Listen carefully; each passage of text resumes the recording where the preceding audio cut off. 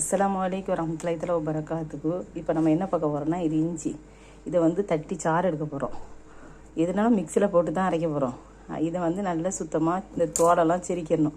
தோலெல்லாம் செருக்கி கழுவிட்டு துண்டு துண்டாக வெட்டி மிக்சியில் போட்டு அரைக்க போகிறோம்.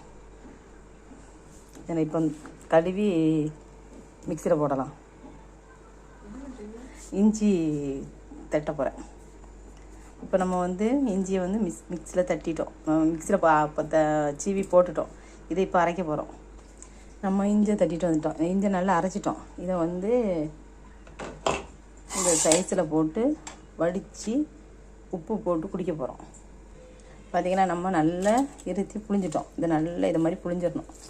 ஒன்றும் இல்லாமல் புழிஞ்சிட்டோமா. இப்போ இந்த சாறை வந்து ஒரு 10 நிமிஷம் அப்படியே அசையாமல் அப்படியே வச்சிடணும்.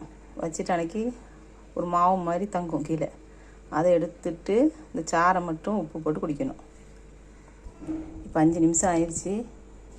நம்ம வந்து உப்பு இம்ட்டுக்கான்னு இதில் போட்டுக்கலாம். கிளாஸில் போட்டு இந்த சாறை அதில் ஊற்றி நம்ம கலக்கி குடிக்கலாம். இது வந்து புளிப்புக்கு, மேல்கால் வலிக்கு, அப்புறமா சுகருக்கு வந்து கொஞ்சம் இம்ட்டுக்கான்னு இஞ்சி எடுத்து டெய்லி காலையில் வெறும் குடலில் ஜூஸ் மாதிரி தட்டி குடித்தோன்னா சுகரும் கண்ட்ரோலில் வச்சுக்கும்.